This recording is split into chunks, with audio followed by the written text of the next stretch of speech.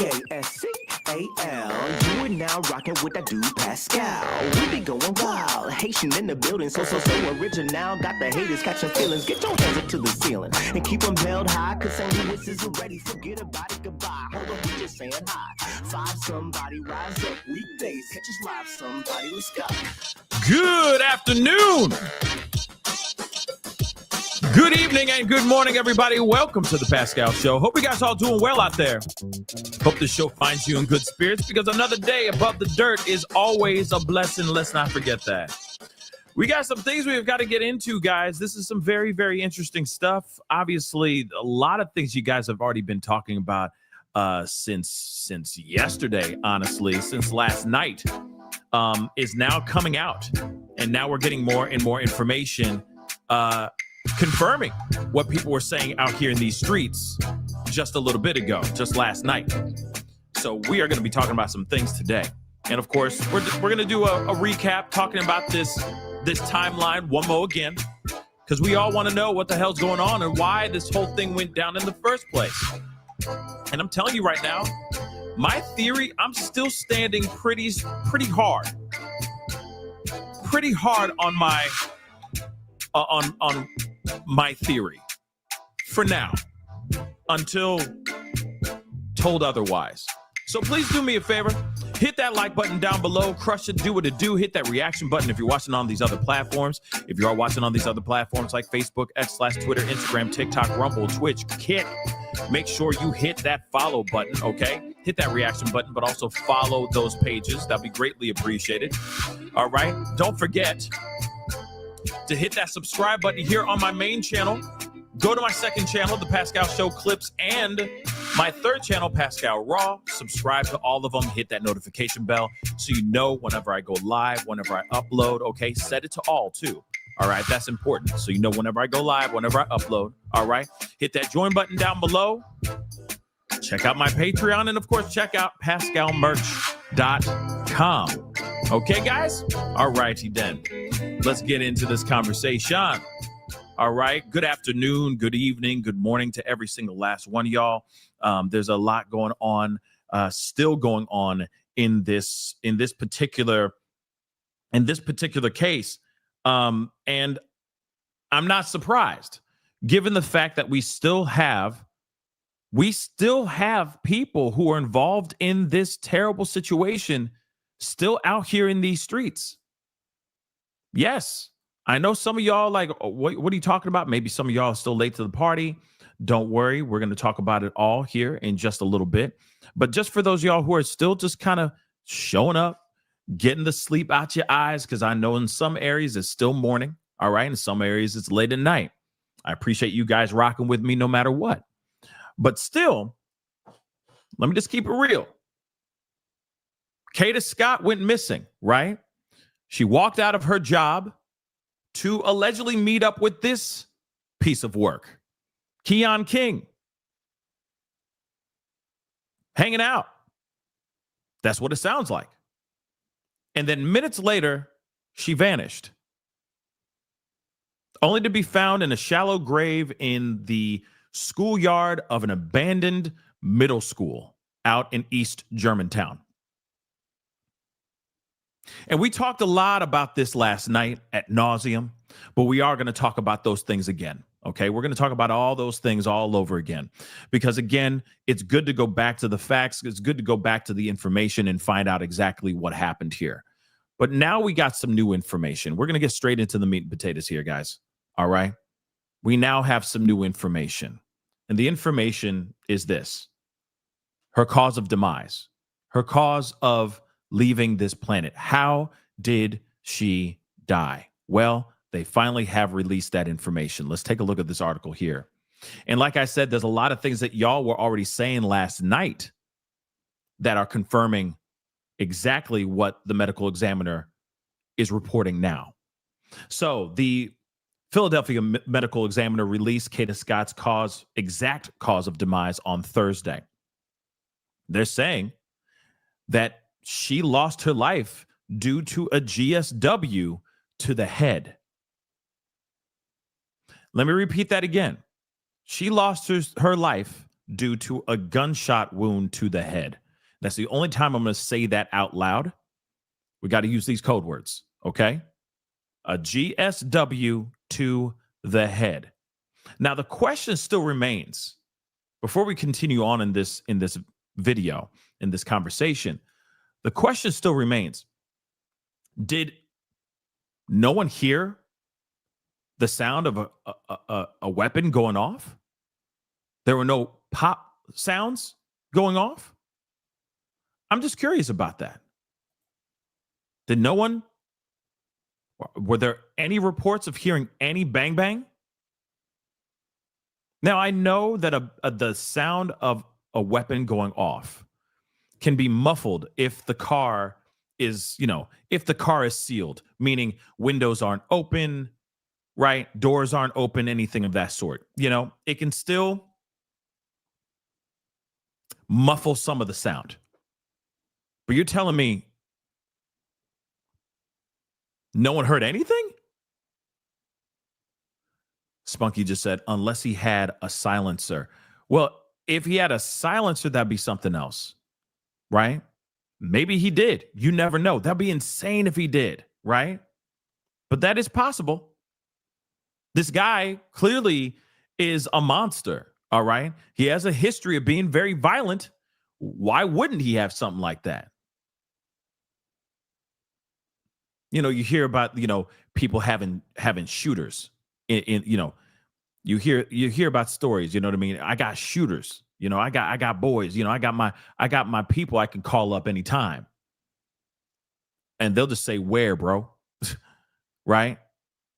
Maybe he is one of those guys. And maybe he does have something like that. It's possible. But if he didn't have that, bang. And that's true, Heather. If it's a single shot, maybe people thought it's a car backfiring.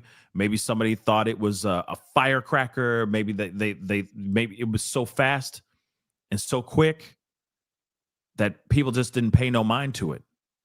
That's possible too. That's very possible. But then again, it may not be, right? And Juice just said, I graduated from that middle school. It's very secluded. I'm glad you brought that up. We're going to talk about that. Thank you, Juice. I appreciate you saying that. Okay, we're gonna talk about that in a second. All right, talk about the school and everything. All right, we're like I said, we're gonna kind of comb through the things that we've talked about last night again. So you're gonna hear my theories again. All right, sorry, not sorry.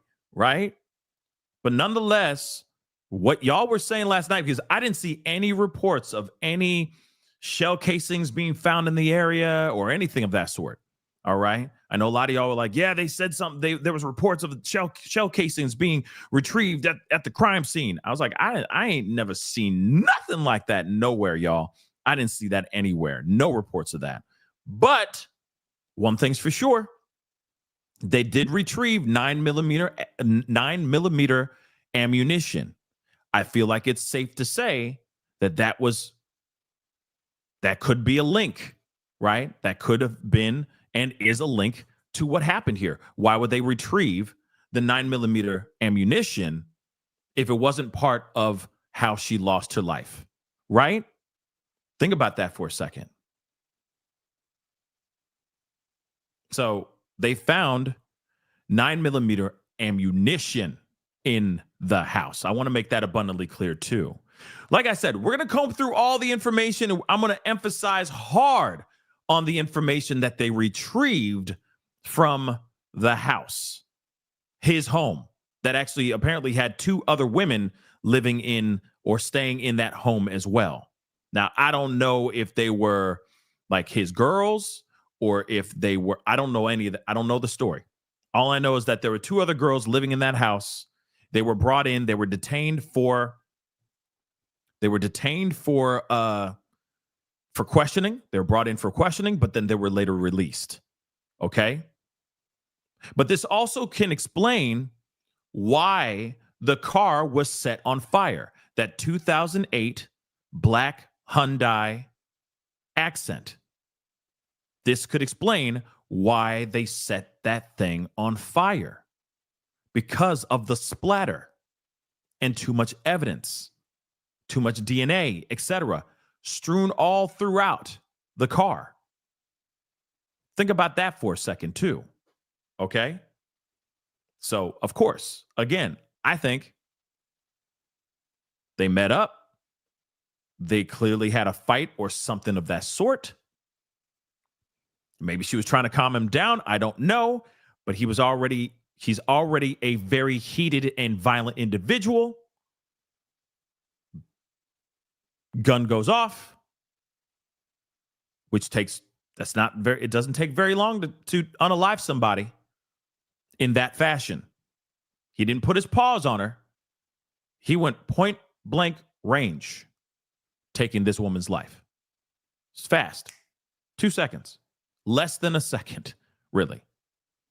And then he took this car and he drove out to that abandoned, or to that rec center that was right by the abandoned middle school. Okay?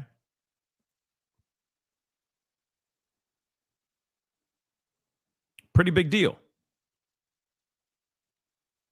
That information is pretty important. Why? Because it tells you that he knew to go there. It's not like I said before, where he was just driving around and just trying to figure out where to put her down or put her. He knew exactly where to go. He went to that rec center right next to that abandoned school, left the car there, came back with his friends, 2 other people at least, and then hours later, took the body out of the car with somebody else, while the other person, a third person, took the car and took his hoopty of a ride and drove it out away from the area. While he and this other person went and dug out a shallow grave and placed this beautiful young woman, Kada Scott's body, in that shallow grave, and then tried to cover all the evidence. They came back later. They set the car on fire. The car was later towed, crunched. I don't remember the word is, but completely demolished. Okay. Some would say completely obliterated. Okay. So no more evidence there, because the whole thing is just compacted. Thank you, VSO. Thank you. Compacted. Yes. Right. Whole thing's compacted. So the whole thing is worthless now. All right. So let's continue on here. So 23-year-old went missing shortly after arriving to work at the Terrace on Chestnut Hill. This is an assisted living facility. All right. At around 10 p.m. Okay, on October 4th, which we already know. Her body was found 2 weeks later in a shallow grave behind the vacant Ada Lewis Middle School near the Aubrey Arboretum, Arboretum Recreation Center. So on Wednesday, officials announced her manner of demise, was ruled a homicide. And the suspect, Keon King, obviously has been now charged with the M charge. Okay. So he will be arraigned, or he was arraigned on the murder charge today. And he's being held without bail, as he should be. This guy should have been locked up a long ass time ago. And I think we all can agree on that. Now, of course, we got to go into some of this, and don't worry, we're going to be circling back to the timeline here in just a little bit. But I do want to get to the news and let them say what's going on here as well. This is like I said, some crazy stuff. But Arboretum. Okay, thank you so much, baby Renee. My bad.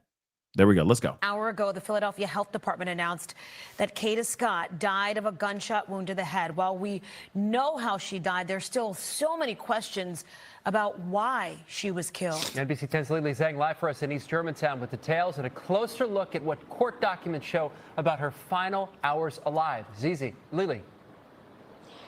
Hey there, good morning to you guys. The cause of death was revealed after investigators had talked a little bit about the evidence that they've collected so far. So we're talking about phone activity, cell phone activity, surveillance video, all kind of detailing what we know so far about this case. You can see behind us, there is a growing memorial for Kada Scott. Now, we spoke with some members of the community a little earlier. They say the evidence revealed so far has raised concerns, and so many people in the community already had a lot of questions about safety. Looking, I don't know if you can pan over there, but you'll see how dark it is. There's no monitoring. You just found a body over here, so why don't you have this entire place illuminated and have it monitored? Some of He's got a point. I mean, no matter what, okay, I got to hop in and out of this for fair use and all this. But let me just make this abundantly clear. The fact that that place was just basically, as he said, pitch black. Any criminal, any scallywag is going to look at that area and go, maybe, you see what I'm saying? Maybe I could do a little something over there. Maybe that's a place where we can, go and do something bad. Do a little smoky smoke. Do a little inject. You see what I'm saying? Or other types of other crimes, like burying bodies. Let's be real. But you think that after all of that, they would make sure that that place, like they said just a second ago, like this guy said a second ago, would be absolutely illuminated, lit all the way up, letting everybody know, all you criminals, all you bad mother lovers out here that are thinking that you can use this area for crimes. Oh, think again. Can't do it. Don't even waste your damn time, right? But no, that's not what's happening here, which is kind of ridiculous if you ask me. the only light Thursday morning came from this memorial outside Ada Lewis Middle. It's in memory of Kada Scott. The 23-year-old woman's remains were found near the vacant middle school Saturday, 2 weeks after she disappeared. The ME confirmed Thursday she was shot in the head. You have all of these areas that should be cleaned up, should have 24-hour surveillance, and they're not. And my question to elected city officials is, what are you doing to ensure the safety of all residents, not just when something like this happens? James Bronner grew up in the area and has been following this case. Scott disappeared from her senior living facility job in Chestnut Hill on October 4th. It's the same day court documents revealed 12 calls were made between Scott and Keon King, the man now charged with murder. Text messages include one from Scott reading "Kidnap me again," with King allegedly replying "Better be up too." It's followed up by Scott telling him to call her when he arrived. According to court documents, Scott's co-worker told detectives she was upset that night and said over the phone, "I can't believe you're calling me about this." This was before she allegedly walked towards a car parked outside of their job just before 10:15. Scott's phone went dead 9 minutes later. Yeah, like I said, it takes 2 seconds to pull a trigger. I hate to say it like that, but that's facts. It takes less than 2 seconds to pull a trigger and take somebody's life. And that's exactly what happened, which is insane. It doesn't make sense.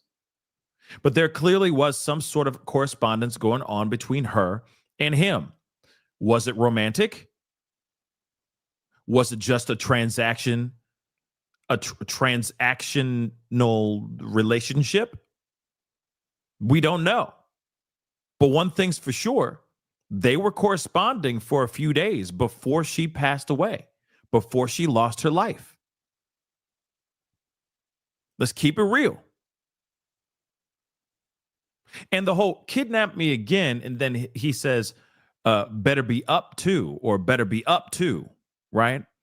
Like, you better be up to it, or better be up to, right? Does not sound like this is a conversation between two people that are doing, straight up a business transaction. At least to me, it doesn't. And of course, until we get more information, it sounds to me like this could have been a romantic type of thing. But I don't think romantic. I said this last night, but I'm going to say it anyway. All right. I don't think romantic. It was a one-way street romantic. That's what I think. I already know. Some of y'all gonna be like, nah, I don't like that. I said this last night too. You know, it's three different things. Three different possibilities. Okay. Or D, none of the above. All right. One, it was just straight up transactions. They met up. She would get, she would pay him to give her certain things because he was moving weight out here. Right.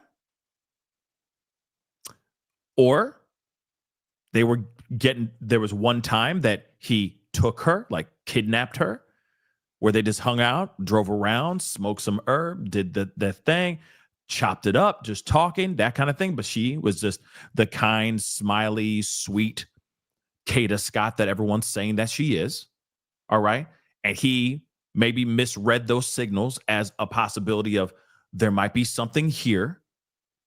And then jealousy ensued because he finds out that she's out here talking to other dudes. Because you got to remember that timeline too, which we'll talk about here in a second, just real quick, or in a little bit. Option C is, especially when she says, kidnap me again. Kidnap me again. I'm at the work. I'm bored out of my skull. Come get me. We'll go hang out. And we'll hang out. You know what I mean? But maybe to him, he's thinking, oh, snap. This could be the real one. This could be the one, right? Where she's going on dates. She's not looking at him like that. Or D, none of the above. And he is just insane, and that's it. That's just straight up it. But it doesn't make any sense that she would send text messages to this guy saying this, kidnap me again.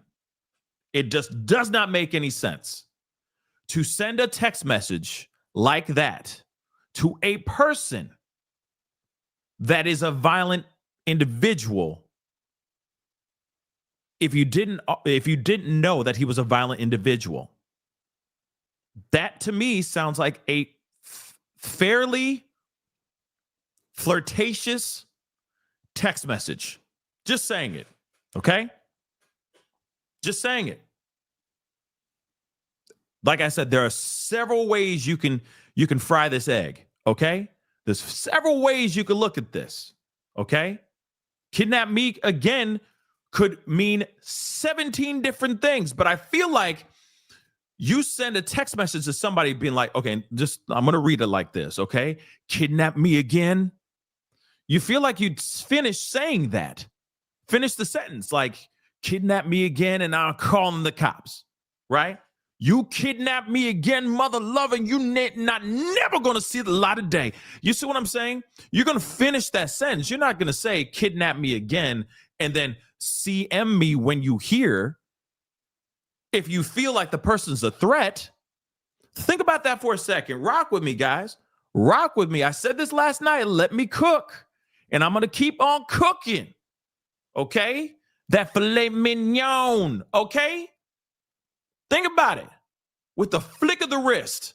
Think about that for a second. You really, really think. You really think homeboy or homegirl is sending text messages to homeboy, kidnap me again. Like she's saying, don't you dare do that again? Nah. Because then why would she follow up with the call me when you hear? Why?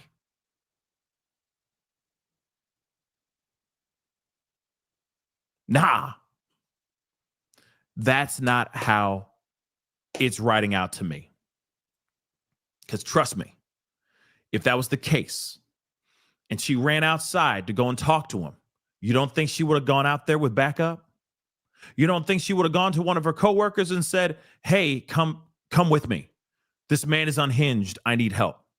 To the local, one of the security guards that was maybe in the area in the facility. You don't think she would have ran up to them and been like, hey, can you come with me? Because this man's lost his doggone mind. My theory still is that there was some sort of romantic thing going on. Maybe it was romantic for him, and it was just the activity of getting attention from a bad boy on her side. That's just what I think. And then, of course, she goes on that date earlier in that night. And around 9:25, between 9:25 to 10:12, he is calling her nonstop. Nonstop. Why? I think he was angry. I think he found out she was out on a date and he started tripping. Because he thinks maybe, I thought we had something, man. And you already know his mind. You already know his mind.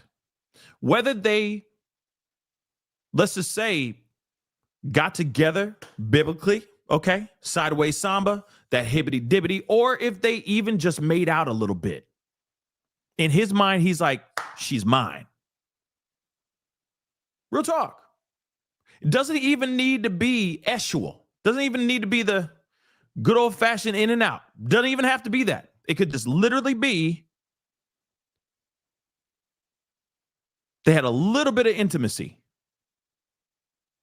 High school level type stuff. And maybe in his mind, he's like, she mine. But she still went out on a date with a guy that she was already seeing. And he got in his feelings. I think that's what's happening. That's what's happening. Maybe, and here's the other thing, because somebody said this too. Gwen just said, stole a car, set a car on fire, and quickly the car was towed and crushed. This was done too fast. Well, absolutely. But at the same time, if they don't know, Gwen, that a crime happened inside that car, how does the tow truck driver know that? You see what I'm saying? They just go and they're told what to do. Get the car, get it out off the lot. And that's what they did. But one thing is for sure. Think about this. He stole a car the night before. Why? Was he already in his feelings because he had found out that she was already planning on going on a date at Top Golf with a guy? So he was already in his feelings about that? It's possible. Like I said, I know that some of y'all are going to be like, yo, are you kidding me? Like, hold on. Let me just pull up this photo one more time. Okay? I know a lot of people are going to look at this and go, really? Him? But you'd be surprised. You'd be surprised. Okay? Here's the other thing, too. Here's the other thing as well. Okay? Because, okay, Jay says this was a hit. If this was a hit, why would she send him a text message? Kidnap me again. CM me or call me when you get here. Or like, call me when you hear. Why? Come on, guys, think about it. Was it really a hit? Maybe for him. In his mind, he wanted to do some bad. But I don't think it's like jealous ex or jealous girl paid him to go over here and take her out. Why would she be trying to have conversations with him, texting him and having conversations with him, and then go outside on her own during work to have a conversation with the likes of him if he was someone that she didn't even know, could care less for, and had no interest in being anywhere around the guy? Don't forget that. Now, she could have also had two things could be true at the same time. Think about this. He could have been going after her, trying to be with her, in his feelings, jealous and all that stuff, while still her getting harassing phone calls from other girls that were jealous of her hooking up with whoever she was hooking up with. Whether that's Keon or her going on a date with the guy that she was going on the date with, going to Top Golf right before her job. Two things can be true at the same time and may not be connected at all. Think about that for a second. You got a beautiful woman that is got a lot going for herself. Good job, good looking, well, starting to accomplish things, high achiever in her neighborhood. And you know how it is wherever you grow up or wherever you were raised, okay? It's like crabs in a barrel. Ain't nobody want to see anybody rise to the top. So everybody's just trying to drag each other down. It just is what it is. Unfortunately, no one sits there and praises your rise to the top. They praise your descent to the bottom. If you don't notice that, you see it all the time on all these platforms, okay? Everybody's too busy trying to destroy people's lives, right? Haven't you noticed that? You don't see people going, man, I just like seeing her win. I like seeing her win. Yes. You don't see that. You see more people going, oh, okay, her hair is nice. And, she's doing this, this, and this. Oh, yeah, okay. Miss USA, hopeful. Yeah, my ass. Right? You see all that stuff instead of going, yes, keep winning, keep climbing, keep transcending. Right? You don't see it like that. So what if two things could be true? You got girls that are jealous of her, maybe exes that are jealous of her dating or talking to their exes, okay, their ex-boyfriends. And then you got a guy who she's thrown some attention to. Kidnap Me Again is not her not giving him some sort of attention. I'm sorry. Whether it's platonic or romantic, she gave him some sort of attention. So much that in his disturbed, dark mind, she is the only prospect and she is his.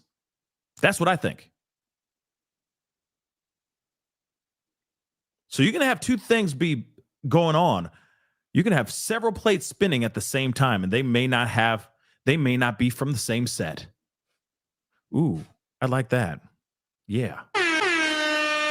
There we go. I don't know. That was kind of bars. Kind of. Okay. You could be spinning several plates and none of them be from the same set. Okay. So, with that being said, you never know. But Kidnap Me Again says a lot to me.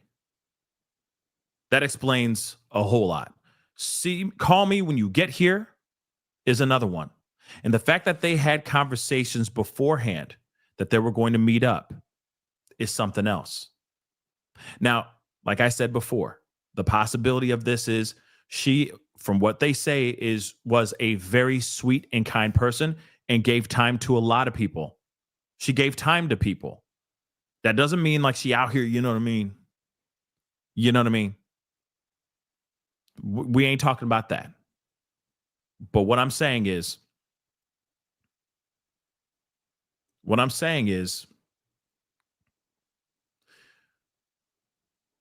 she was kind enough to talk to people and not just go F off, leave me alone. And maybe she gave him some time. And he read it the wrong way.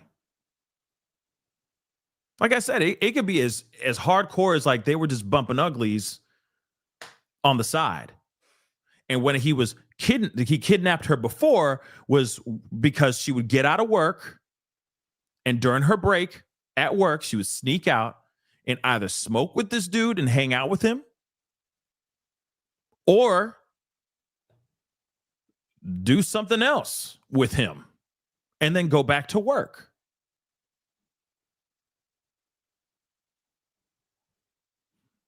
Anything's possible here, guys. Anything's possible. And of course, hopefully we'll get more information here very, very soon. But yeah, understandably that people are feeling some type of way and wondering about that. Kidnap Me Again was not a threat to Keon King. That was a come get me. That was a come get me. Let's continue. Recovering Katie's body was not the outcome we had hoped for. but we are grateful that we were able to bring her home. Police Commissioner Kevin Bethel addressed the case last night at a safety town hall, vowing to hold anyone involved accountable. On the night of Scott's disappearance, investigators say surveillance video shows King getting out of a stolen black Hyundai at a rec center near Ada Lewis, not long after Scott's phone died. He leaves it there, coming back the next night with someone else, this time in a gold Camry, which has since been towed by police. Again, he came back with two. They got this. This is the part they keep messing up. There were two people in that car, or three people in that car. I'm sorry. So there's two other people out there that know the truth and know information about their connection to this whole situation. We heard from other reports last night. A third person was driving the car away as two people went to the black Hyundai. I keep on wanting to say Nissan, but the black Hyundai, and pulled out her body while the gold car, his hoopty, drove away.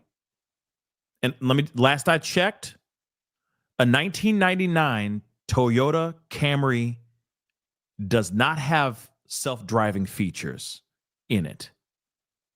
Last I checked, it's most definitely not got advanced technology in it where it could drive by itself. Okay?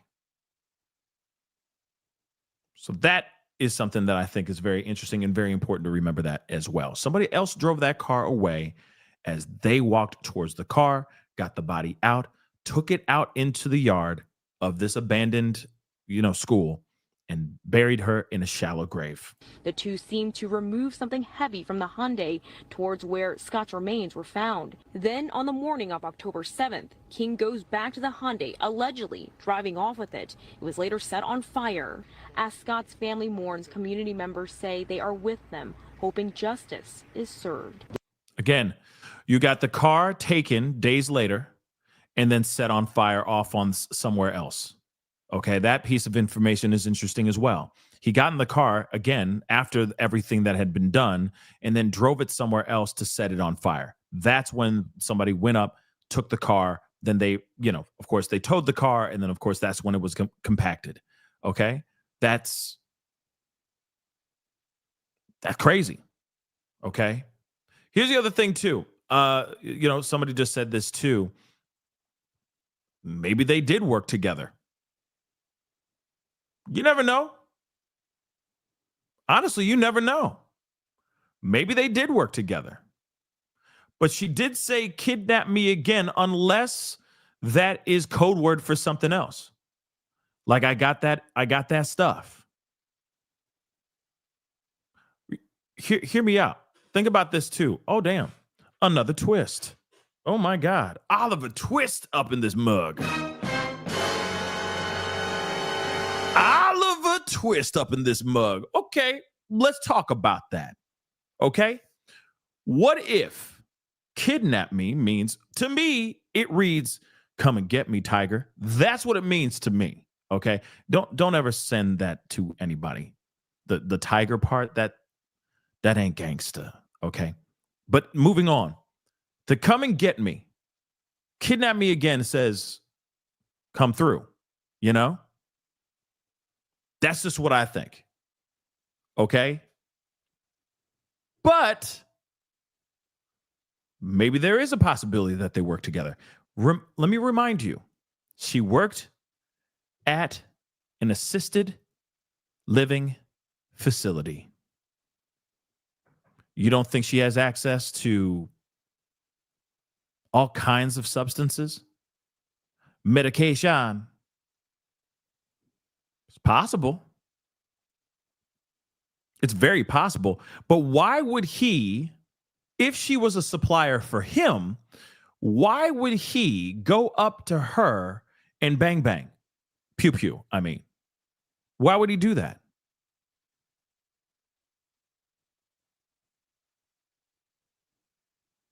Think about that for a second.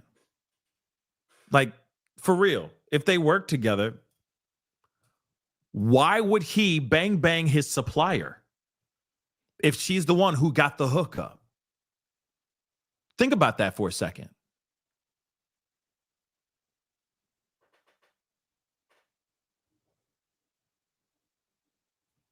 That's important too. Astro from space. Let me just say this too. There are no cameras inside or outside the facility. So if she was, let's just say this, I don't believe this side, but we're going to exercise that theory. I don't think it's this theory, but let's just exercise the theory with all due respect. All right. So I'm just going to put up speculation warning here really quick. All right. Speculation warning, just so y'all know. All right. Heads up. All right. Here's the thing. Now, and all of this is speculation, but here's the thing. If she was his supplier, why would he go up and go bow bow to his own supplier? It just doesn't make any sense, right? Now, I can understand that theory to a certain extent, solely because there are no cameras inside or outside the facility. And maybe she's trying to make some extra scratch off the side. He is a pharmacist, a street pharmacist. Maybe she's got access to certain things. There are no cameras anywhere. She's in a assisted living facility. So access to that kind of stuff is, I would think, would be somewhat easy to a certain extent, especially when you don't have cameras on you at all. You can palm some things and throw them in your pocket without being seen or surveilled, right? Or surveyed, right? So that's possible, but I don't see it like that. Why would she send a text, kidnap me again? Better be up to.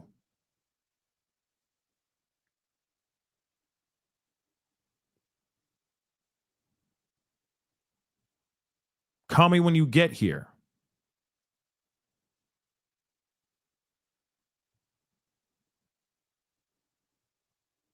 I don't know. Unless, here's the other part. Better be up to could mean like maybe he was saying better have that stuff on you, but that doesn't give me that vibe. You see what I'm saying?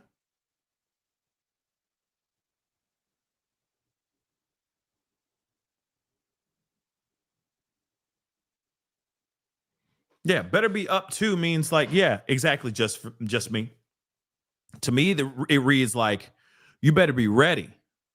You know what I'm saying? That's what I see it as.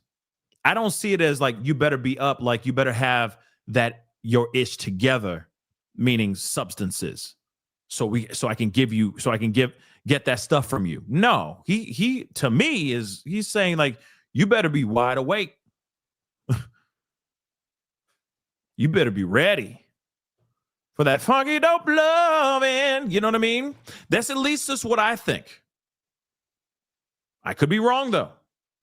This could literally be a straight up situation where maybe they were having some sort of transaction type of understanding, business and only business, but it doesn't make any sense why she would lose her life in this way. It just doesn't make any sense.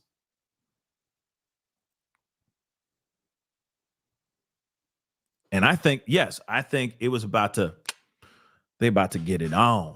That's just me.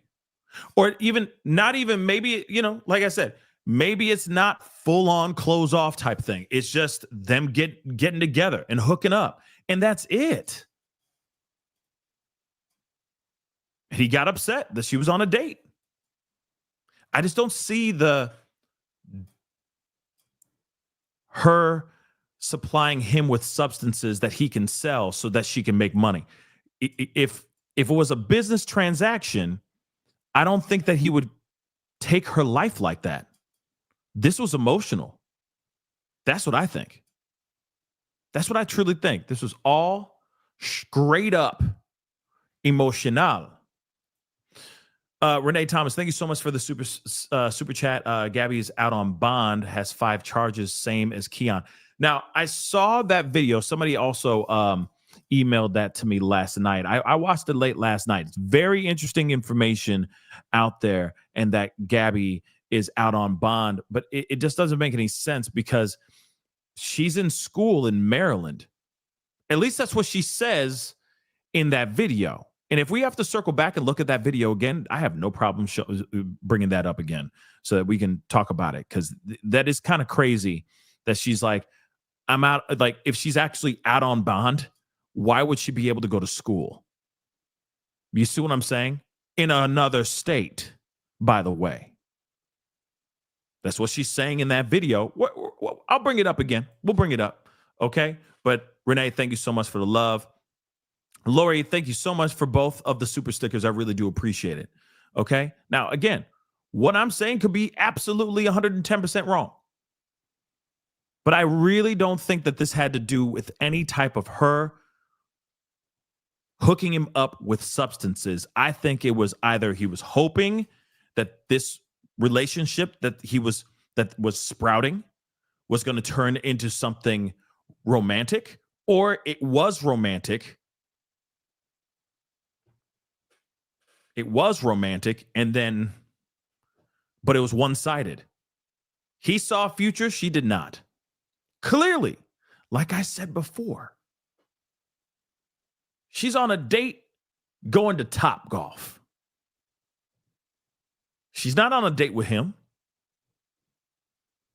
So in other words, he could have possibly been her glorified booty call. I'm sorry. I'm just saying the possibilities here. Kidnap me again sounds like something else. So we have to go down that route. And maybe he was hoping for something real. She wasn't looking for anything real with him. Have you seen his car? Damn. No, I'm kidding. But in all reality, you got a girl who is got a lot of things going for her. She's got the good job. She's making the good money. She's got high grades. She's accomplishing all kinds of things. Miss USA hopeful. Literally a someone who's going to get out of the hood kind of thing. You see what I'm saying? High achiever. And then you got Keon King.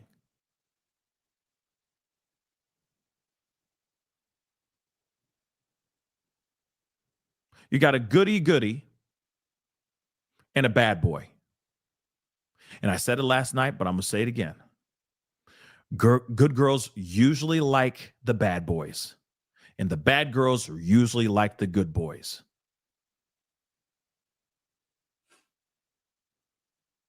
It just is kind of how it is.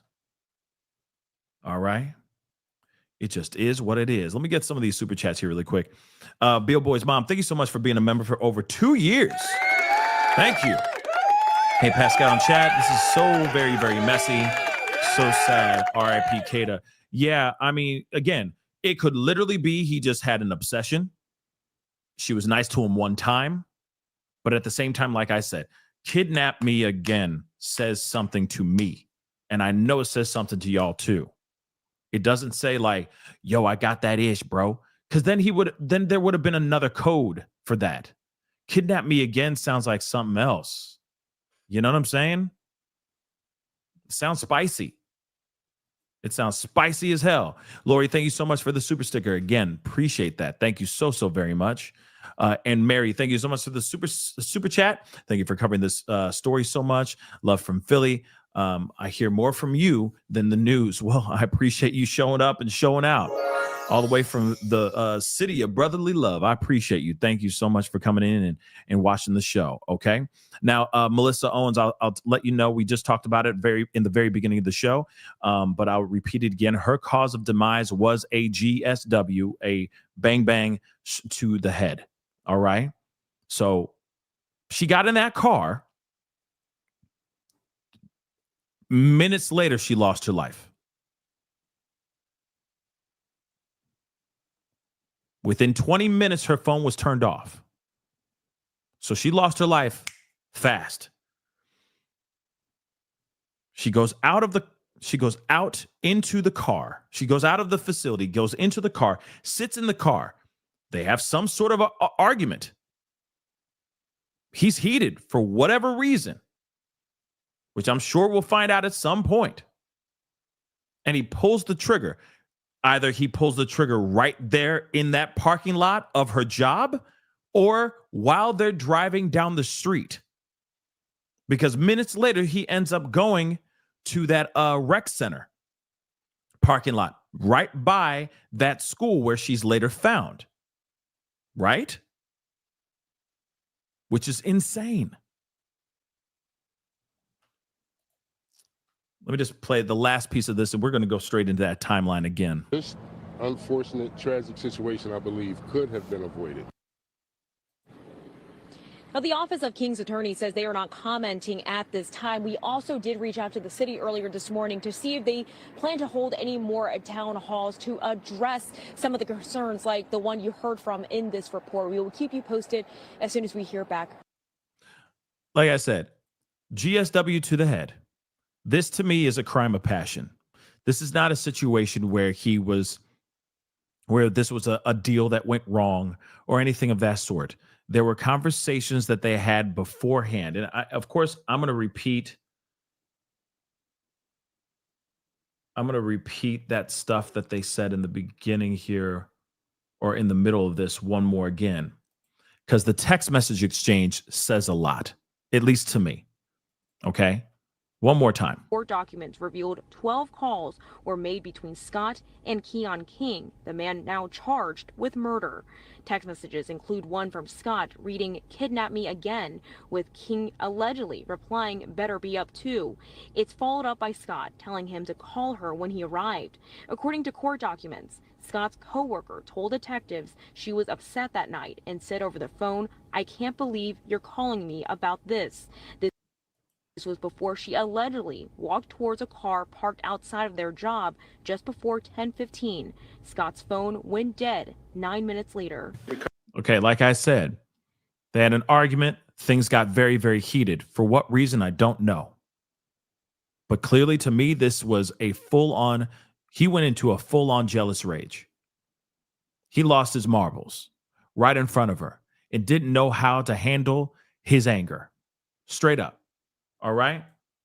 Straight up. Now,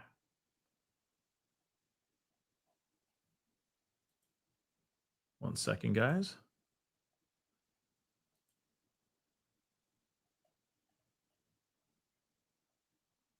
Let's take a look at this here, okay? Like I said, a lot of this is just the way it's mathing, okay? I just saw somebody say,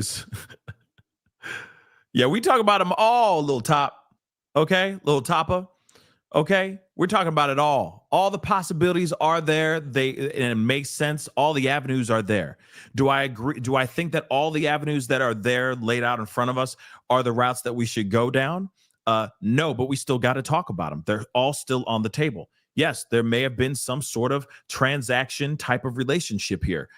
As far as maybe it was something that went wrong or she owed him money, that kind of thing. But I feel like the text messages would have said something like that, but they don't. They don't. They say something completely different. And I think this was jealousy. You got to remember the timeline beforehand. This girl went on a date before her phone started lighting up. She was on a date before he started calling her 12 times in a row as he's losing his mind out of anger. That's what I think. In fact, hold on 1 second. Let's see.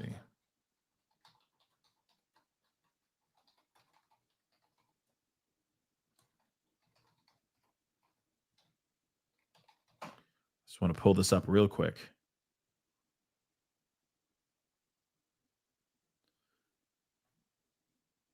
Is this here?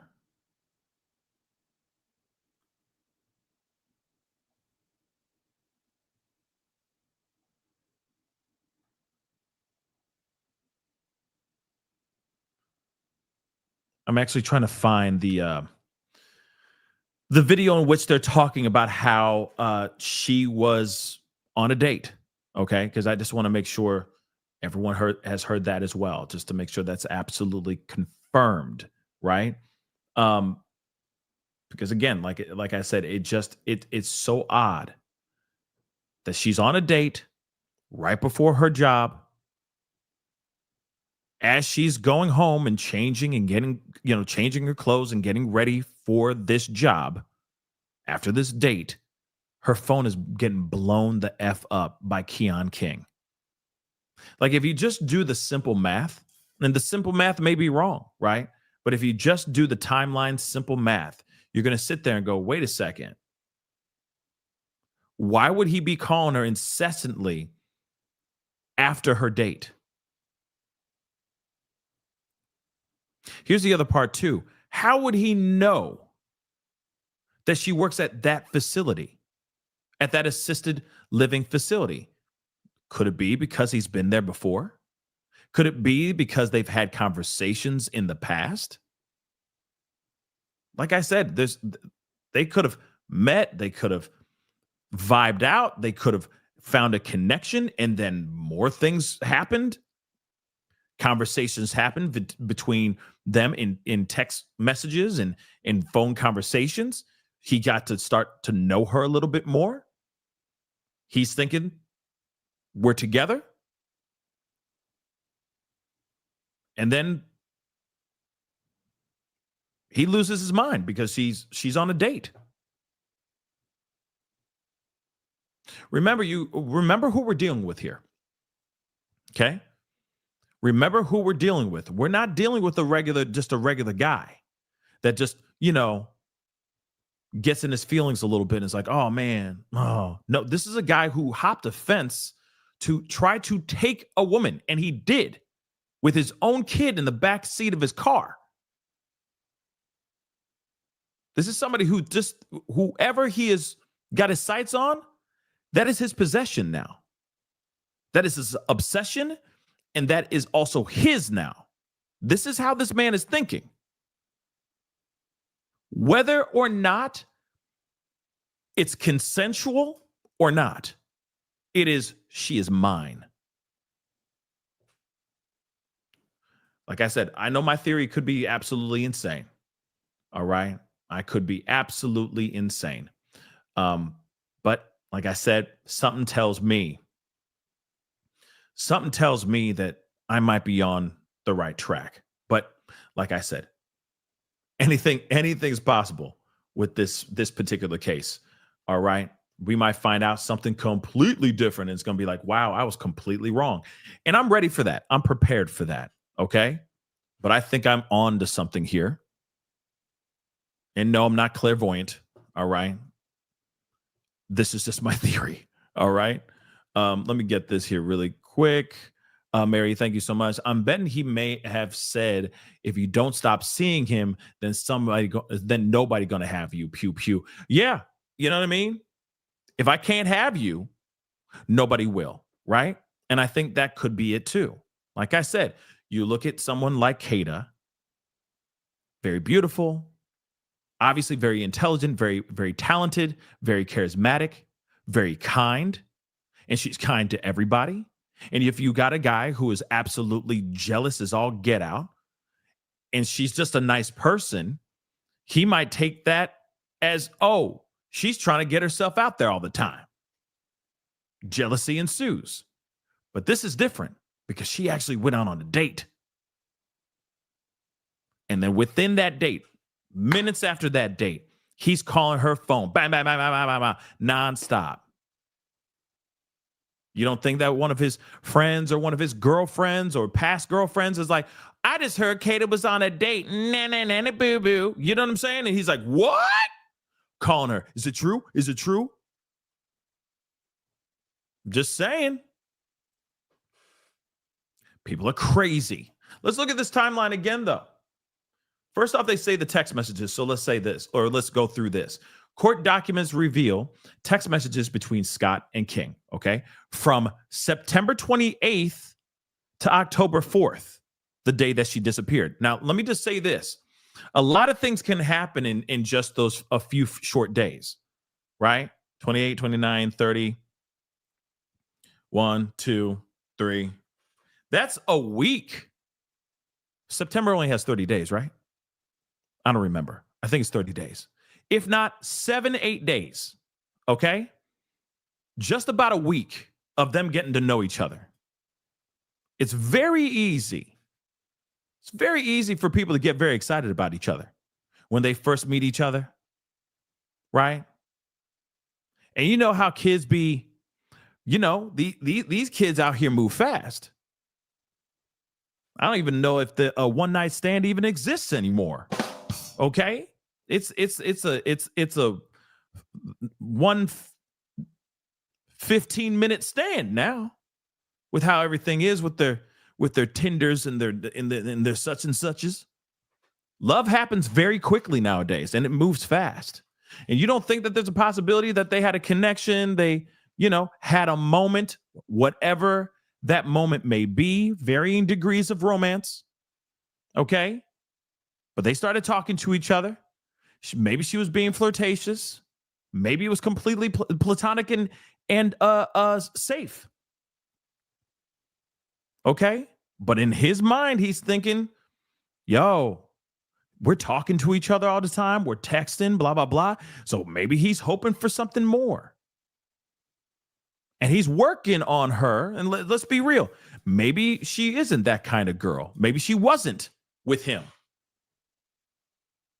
Just being flirtatious and being kind and maybe, hanging out with him and stuff like that. But just being very flirtatious but kind. In his mind, she's mine, y'all. And so he starts working on her for that week. And then all of a sudden, he finds out she's talking to other dudes. Oh, that doesn't fly for Keon King. And you also got to remember, he's crazy. So clearly what he's thinking in his mind is not normal. So he steals a car. Because he's like, fool me once, shame on you. Steals the car on October 3rd.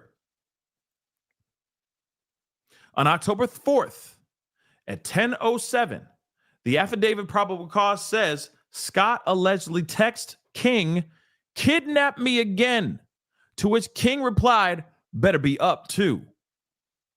To me, it sounds like, come get me. And he's like, you better be ready for this. You better be ready for this. Followed by plans to meet later that night. Documents reveal their last text exchange occurred at 10:09 p.m. and said, "Call me when you get here," or "CM when you get here." If she was really terrified of this man, she would not be sending him "kidnap me again," or even a text message of "call me when you get here." Moving on, though, they say dig deeper. According to the affidavit, on October 5th, Kada Scott's mother reported her missing to the police. One of Kada Scott's co-workers from the assisted living place said she had last seen Kada outside the job at around 10 p.m. The co-worker said Scott appeared to be upset and was overheard saying, "I can't believe you're calling me about this ish." Court documents say that's when Scott walked toward a dark-colored SUV that was parked outside and left. Immediately after. Okay, so again, a friendship or a courtship that escalated into something bad very quickly. And of course, you got to remember, maybe she wasn't taking him seriously. And that she's a grown single woman. She could do whatever the hell she wants. Okay. Maybe that's what it is. And that's why she's like, "I can't believe you even called me about this ish. What the hell's wrong with you? Why are you tripping over me talking to shoot? You don't talk to other girls? You single too. You know what I mean? It could be that too, right? But then she agrees to get into the car. Because that's when he sees her, or the coworker sees her get into a car, that a car that he stole a day before, and drive off. The affidavit of the probable cause outlines charges against King, including homicide, abuse of corpse, and conspiracy. Detectives believe Scott was unalived shortly after getting in the car with King. Now, here's the other thing. What are the chances of him having the weapon out? Pulls up and he's like, get in the car. I'm shooting you right here. What are the chances? And so she, of course, has no other choice but to get into the car. Think about that, too. You got to remember, this guy's out of his mind. He's already out of his mind. Remember the footage. I might have to play that again for y'all, too. But remember the footage of him, like, trying to sneak into that girl's house, those two girls' house. You don't think he's crazy enough to pull up in this new whip, pull out the pew-pew and say, get your ass in the car. And her go, okay, I'm coming in. I'm just saying. Think about that. Think about that.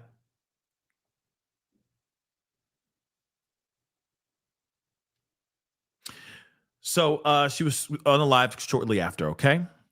And her body was left in the vehicle for a day. Details from the Philadelphia District Attorney's Office, the DAO, say the car, a black Hyundai Accent linked to King, was parked near the site where Scott's body was found and later set on fire elsewhere. Okay? Her body was not in the car when her body was not in the car when the car was set on fire, but this is the same car that was seen in the parking lot. All right.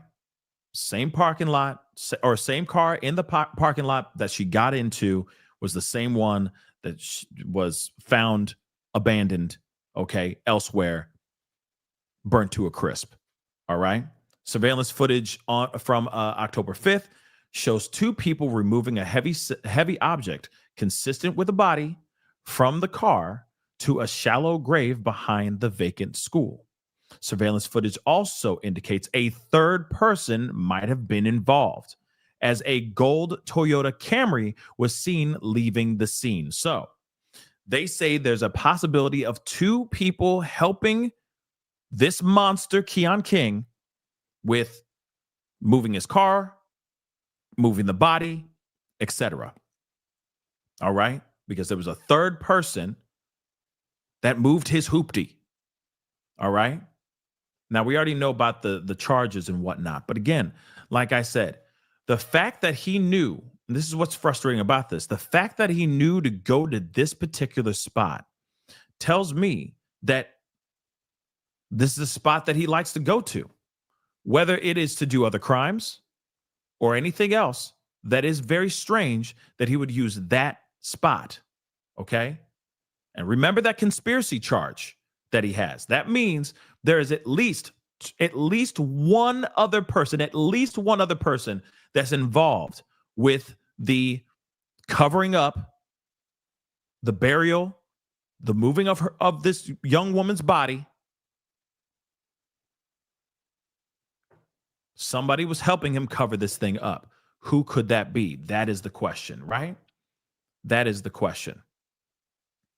But let's take a look at this here again,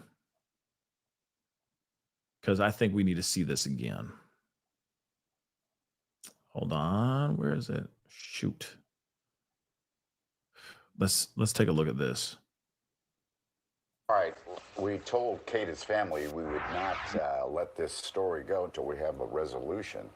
So here's some new info. This 21-year-old Keon King, who they arrested, he turned himself in and then they arrested him, has been charged in connection to the disappearance of Kada.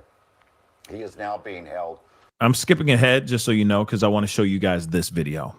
The victim in that case recording him attempting to break into her property there. And then that particular case that we're talking about that you're seeing, apparently that was dismissed by the DA's office, that case. But then since Kada Scott disappearing and since Keon King being connected to that allegedly by investigators, the DA had refiled those charges in that case. And not only is he connected to Now, let me tell you something. Does that look normal to you?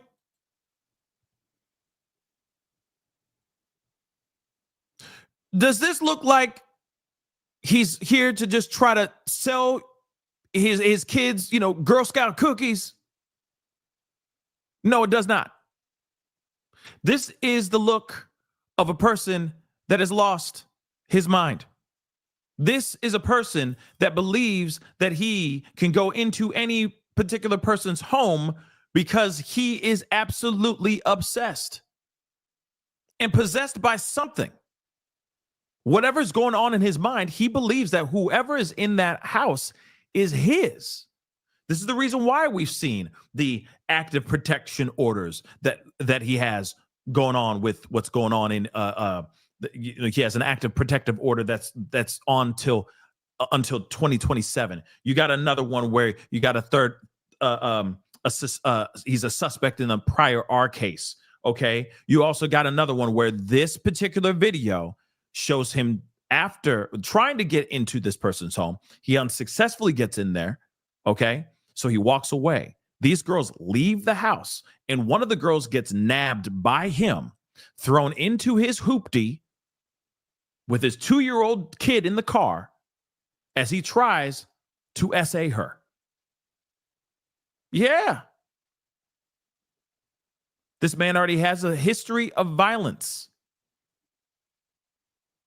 So when you see something like what's going on with Kada, it could literally be a situation where she was just nice to him. That's it.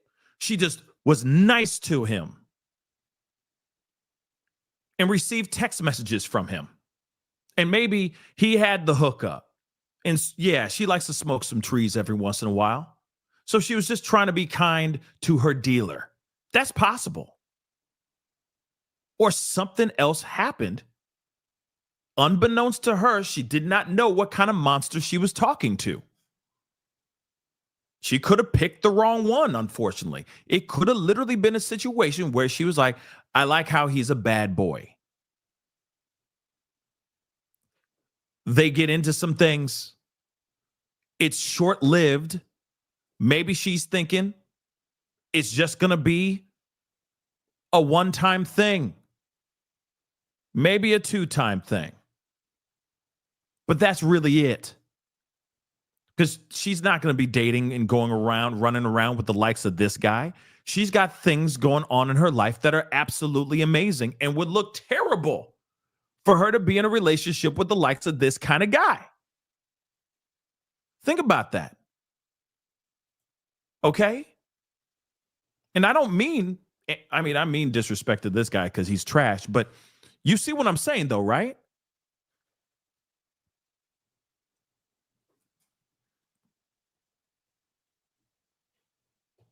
So again, I think she didn't know who she was dealing with. She didn't know that he was unhinged like this. But here's my problem. Other people in the neighborhood knew exactly what kind of guy she was dealing with. But did they have enough time to give her a heads up? I don't know. Think about this too. She was only talking to him for about a week, y'all. But he probably already had dressed up in his mind this amazing, at least to me, this amazing relationship that didn't even exist. And I think when he found out that she was on a date or was about to go on a date, he got mad. Here it is. Let me pull this up too. You've seen that video, and I'm going to be pulling up the Gabby video again real quick here in a second. But let's see. Black, 2008 Hyundai Accent. Let's just take a look at the car. Okay? Let's just take a look at this car.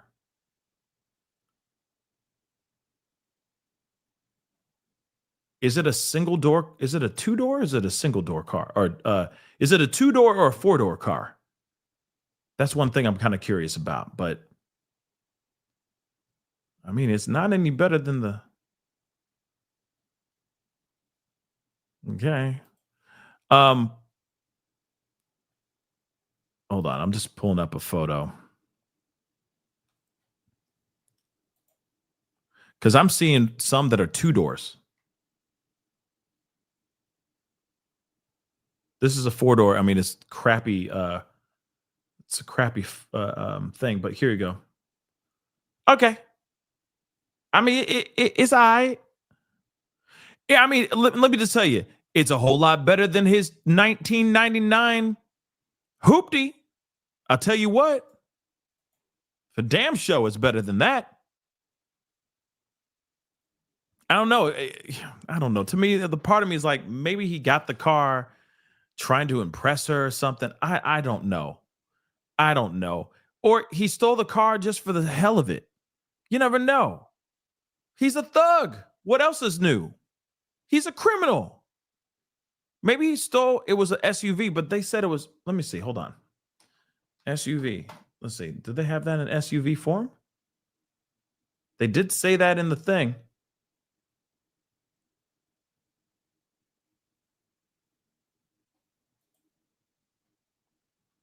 There we, well, no, that's a Santa Fe.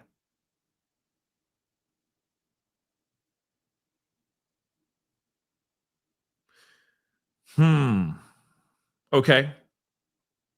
I mean, they got a hatchback. Maybe it was a hatchback. Maybe they meant a hatchback. But I mean, if you see the likes of this car, 2008.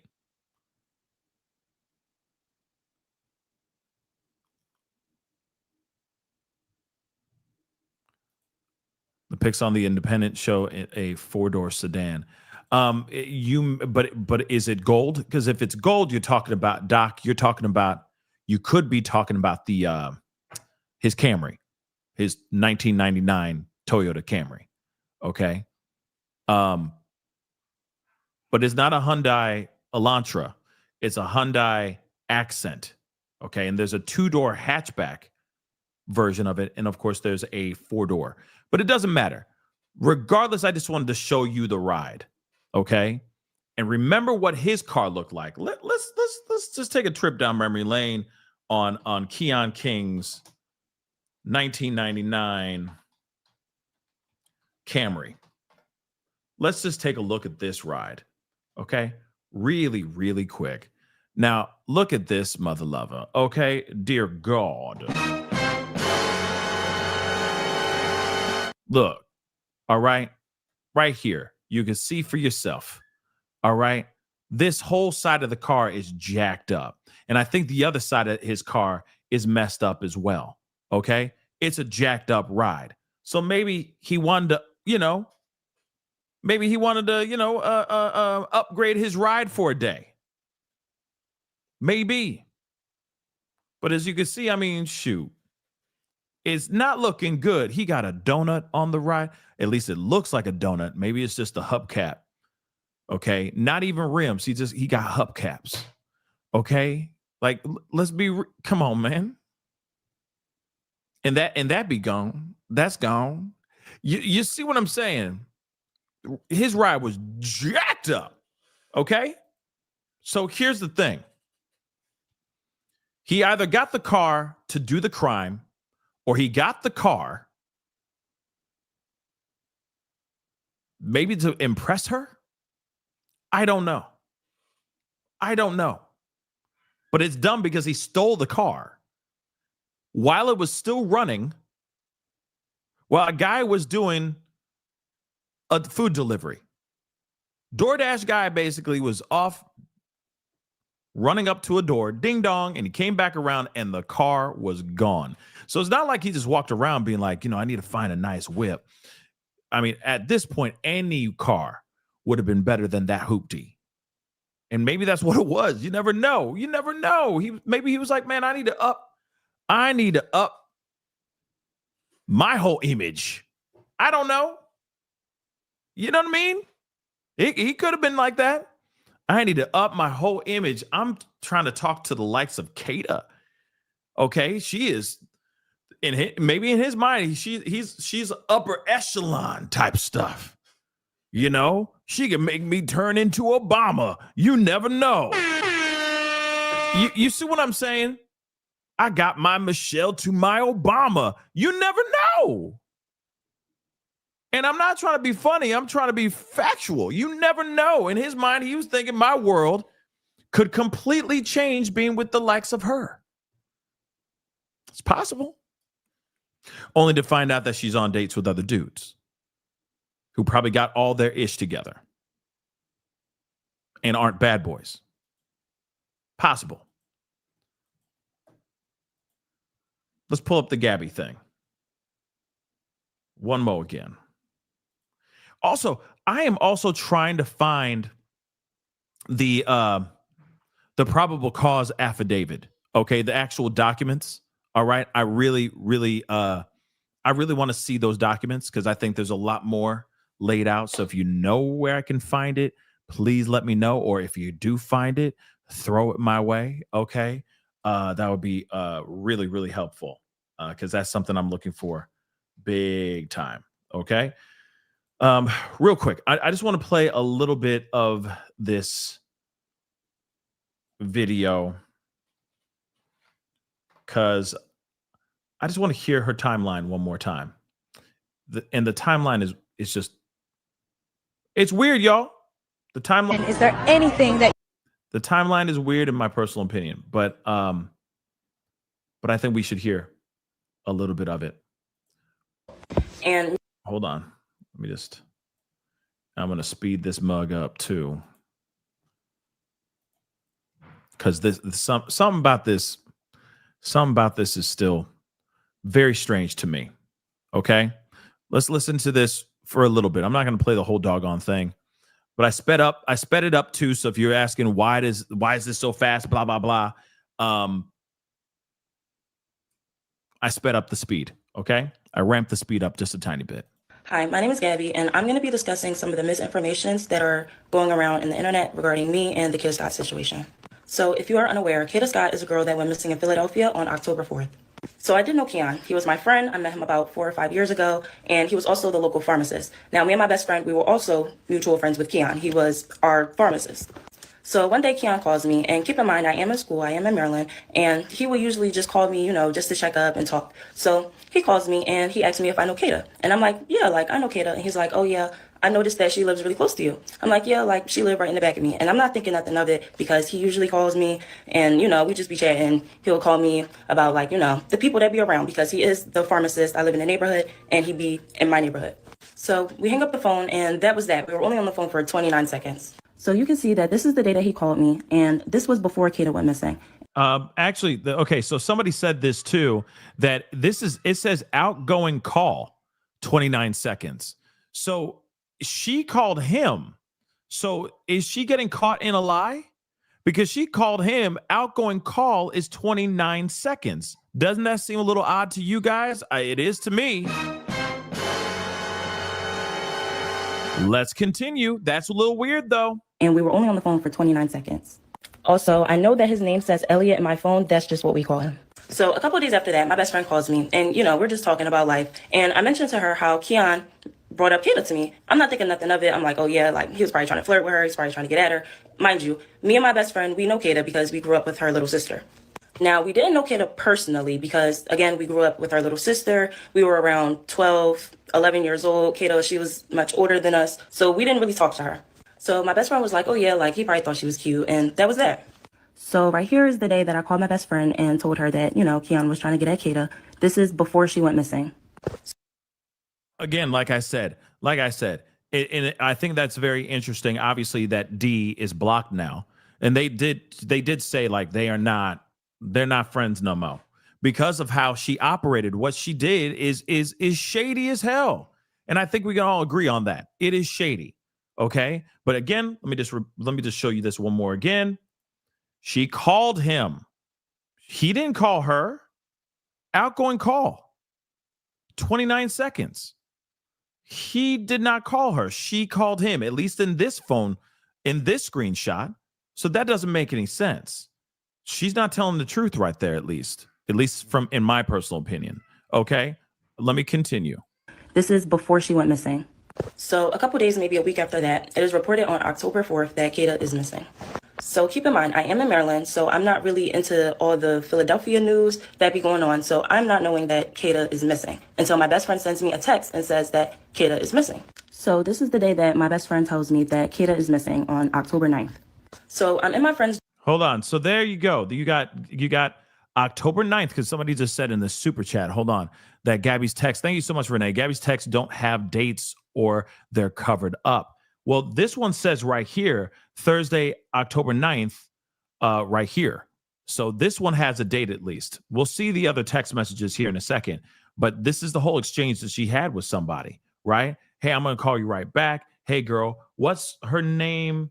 What's her name's sister missing, right? Who? And then this is on October 9th, which is crazy. Okay, she's already been missing 5 days. Well, yeah, technically 5, but really 4 days at this point because she was reported missing on October 5th. So that's crazy, right? Hey, girl, what's her name? Sister missing. Who? And then this screen, this thing that she sent. Then write this sister, write that girl's sister. What? And then it says something else on the bottom, which you can't see on the screen, and I can't see on the screen. Okay. But that is very interesting, don't you think? This is all the exchange that happened on October 9th. I also think that's weird that she wouldn't know at all after having a conversation with somebody else, like the guy, Keon. She wouldn't know that, you know what I mean? She wouldn't know about this story because by this time, everybody and their mama was starting to talk about this case.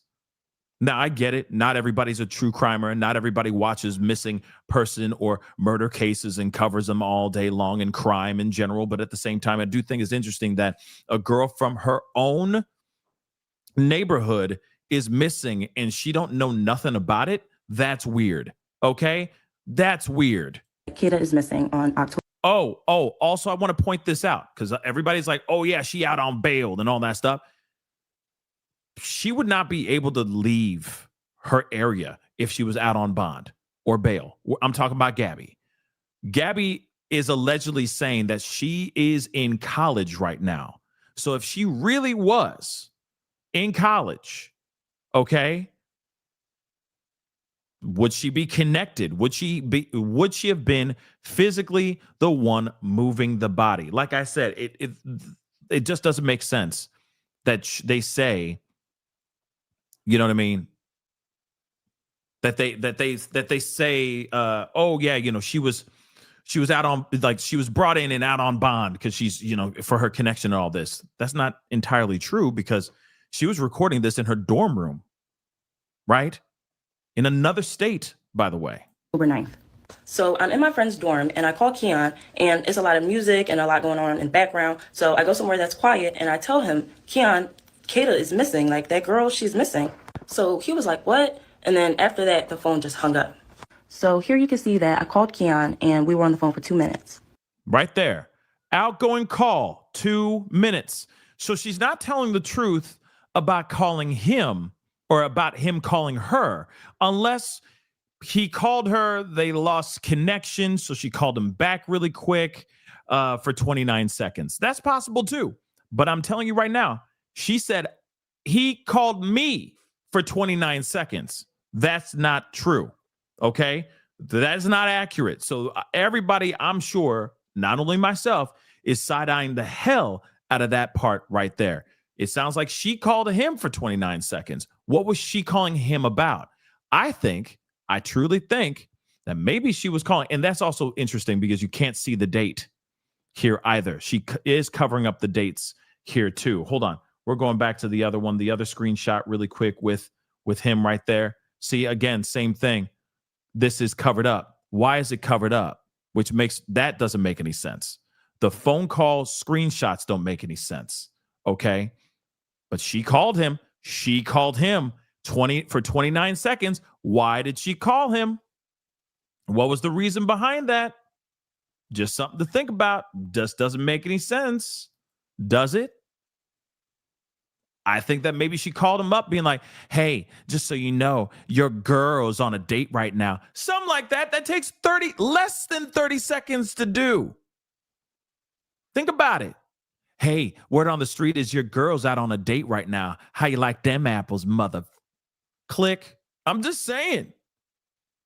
She's friends with him for how long? Come on. So you have to keep in mind, this was my friend, okay? I did not think that he could be capable of anything like this. In my head, I'm just thinking, there's no way in the world he could have did something like this. There's no way in the world. So then a couple of days after that, my mom sends me a screenshot of Keon turning himself in for the kidnapping of Kada. So this is my mom sending me the article, and she was distraught to say the least. And I know she said that he was a random person, but she says this about all of my friends. Okay, let's take a look at this. OMG, call me ASAP. Meetings. So this is the mom saying that. She's in meetings, in and out of meetings. I guess she was saying, call me when you're done. So the mom says this is exactly why you cannot get in the car with random people. I know the black guy. He was the captain in the 35th, and I called him when you were arrested. I should have been a lawyer, and I would die if I couldn't find you. So random people. Was that her way of just basically like belittling Keon? Right? I know the black guy he was with, he was the captain in the 35th. That's the other thing too. There's a lot of speculation that maybe that Keon King's dad was a captain of some police department or something like that, as a cop or something. I don't know. But it sounds like mom called in favors to help out Gabby. All right. Because that's what it sounds like to me. I know the black guy, he was the captain in the 35th, and I called him when you were arrested. I should have been a lawyer, and I would die if I couldn't find you. Right. So she helped out her daughter. Her daughter, from what we have been hearing, has a rap. Gabby has a rap sheet as well. Okay.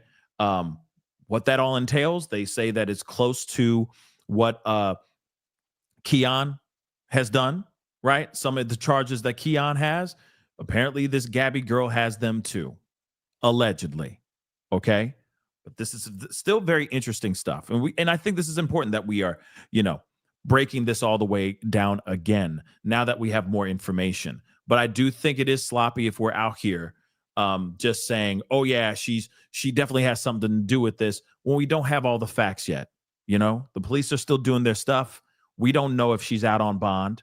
Okay. It wouldn't make any sense for her to be able to go to college, go to school if she was out on bond, especially when she's in school in Maryland. It just doesn't make any sense. Now, the other question is, birds of a feather, right? Maybe they were, when she says, oh, I've been friends with him for 5 some odd years. How long have you been friends? You see what I'm saying? Here's the other thing too. Rachel, you are not wrong with that. Yes, you can go to college regardless of having a bad background. But what I'm talking about is if she's out on bond, she can't leave the state. She can't even leave the city if she was out on bond currently. You see what I'm saying? She could not go to college right now if she was out on bond. But apparently she is still in school right now. But of course, we'll find out more information as time goes on, right? But she's definitely in some way, shape, or form connected to this. But is it a guilty connection? I don't know. But it is weird that she made an outgoing phone call to this guy for 29 seconds.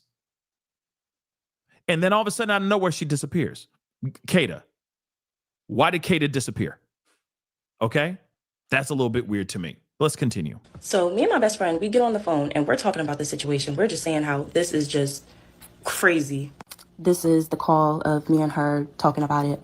Now, this is all happening around the time that I'm taking my midterms. So I'm really just trying to keep my head on the books. And I wasn't really trying to let this stress me out. So I kind of just let it go. You know, he turned himself in. It's not really much to say or do anymore. So a couple days after that, me and my best friend get on the phone and we're basically just, you know, talking about the Kada situation. And she says that she thinks that I should call the cops.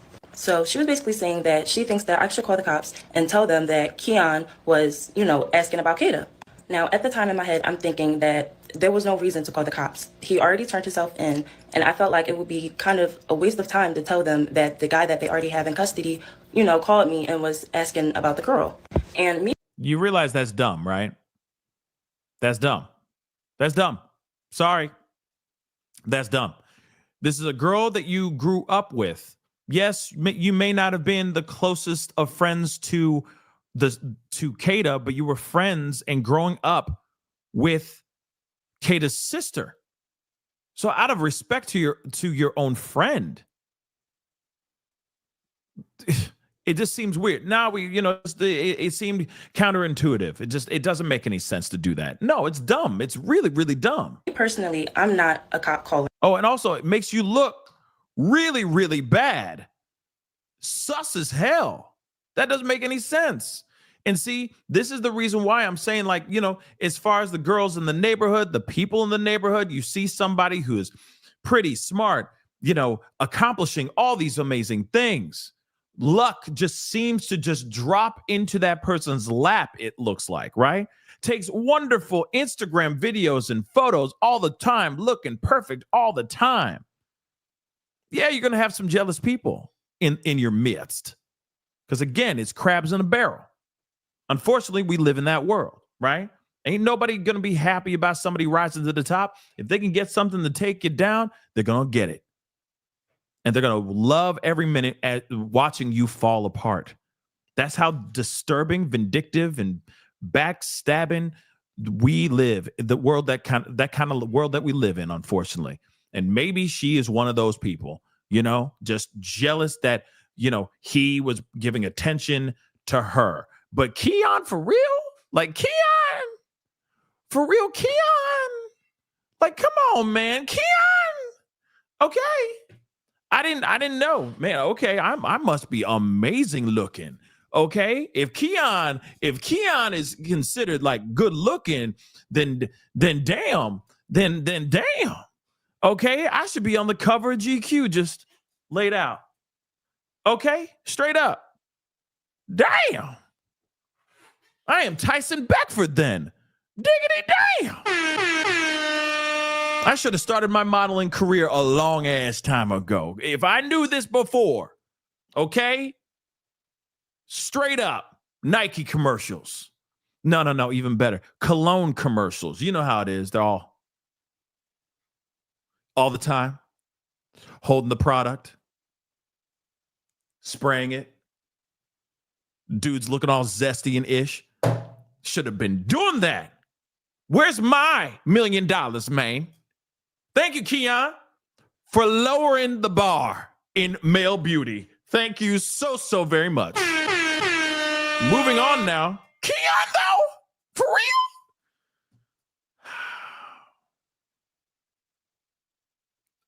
I swear to God, we are living in the upside down. I swear to God. Let's continue. You know, called me and was asking about the girl. And me personally, I'm not a cop caller. Like, I don't call the cops. That's just the way that I grew up. That's what I was around. You know, they will always tell me, you know, you don't call the cops. So I just felt like, you know, the information that I had and the fact that, you know, I'm just not really a cop caller, it wouldn't make sense for me to call the cops. She's not a cop caller. Why? Why would you say you're not a cop caller? It's because she has a rap sheet, y'all. She don't mess with them police because she's been locked up before. That's it. Has nothing to do with like where I grew up. You don't mess with the cop. No. She has a rap sheet. That's why. Let's continue. Keon, though, for real. I mean, come on now. All these ladies like really lining up for Keon. Really? Like really? Have you seen his hoopty? Oh, okay. All right. I'm over here. We're going to listen. We're just gonna listen. I'm over here. Okay, I'm right here. I ain't moved. I'm right here.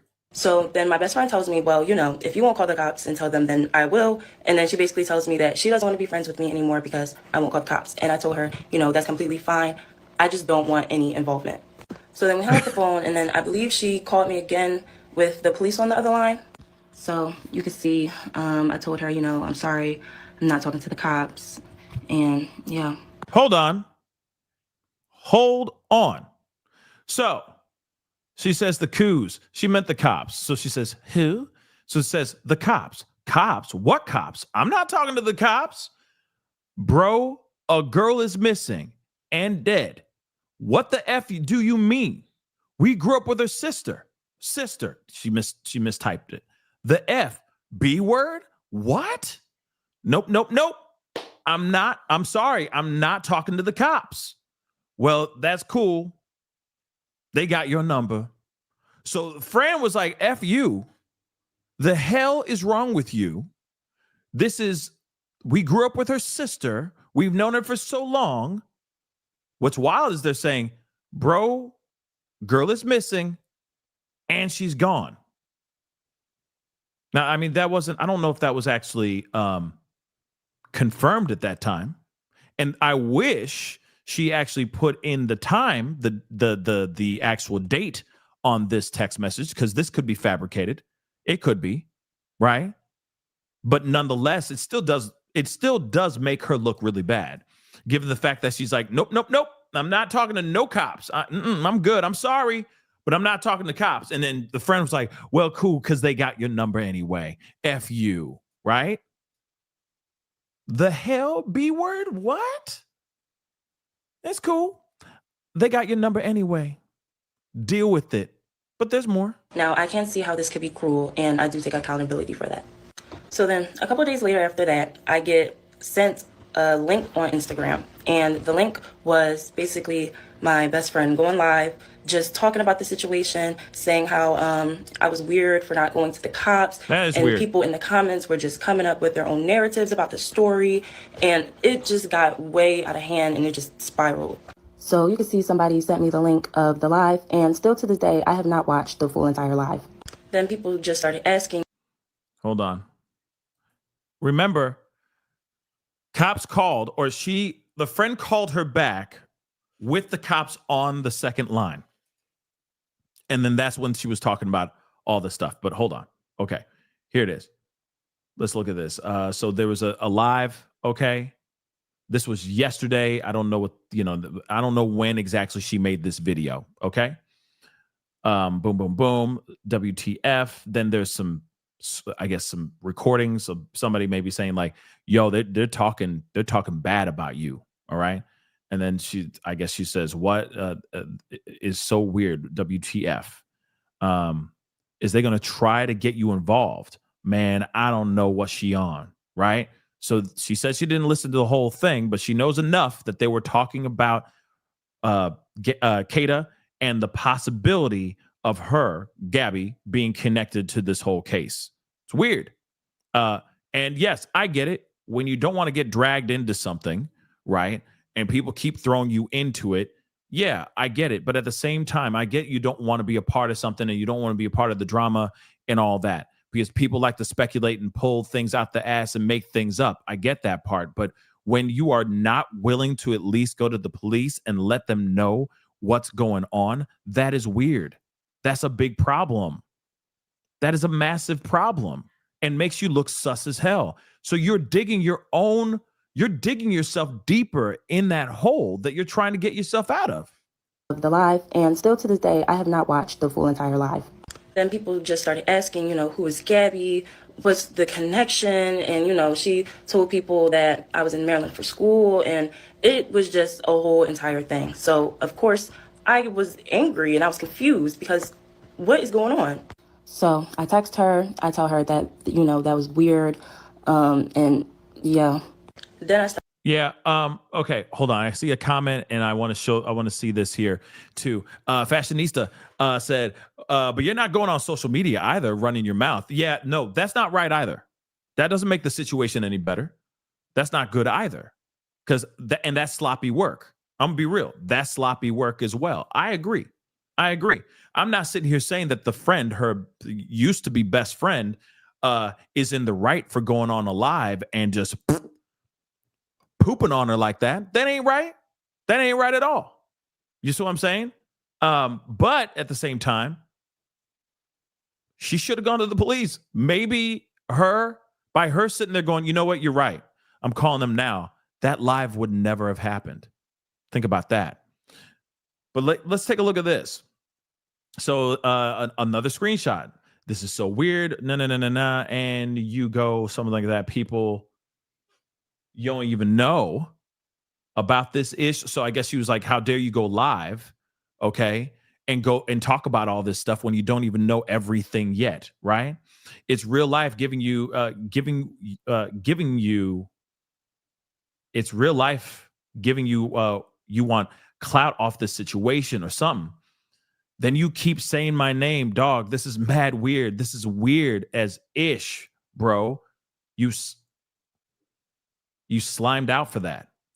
100 people on the live, bro. WTF. Then she says something else that's covered, which I don't understand why she covered it. Why didn't she put this blurb here, put it over here so people can actually read what's going on here?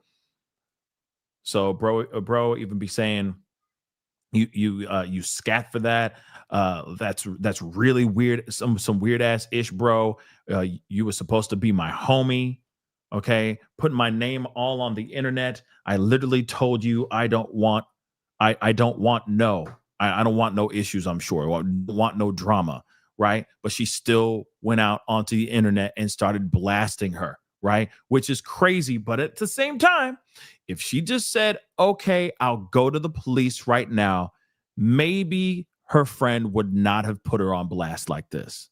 Think about that, right? It ain't right. I don't agree with this either. I really don't. This is some sloppy, diabolical work. But she could have used that opportunity when her friend first stepped up to her and said, yo, you need to go to the police. She could have done something at that time, and she chose not to. She fumbled the bag. Started seeing posts of people saying that they think that I set Kada up and that why wouldn't I go to the cops and that I was just suspicious and all of this stuff. And this was never the case. So I do end up contacting the authorities after I seen people just making up crazy stuff about me and the situation.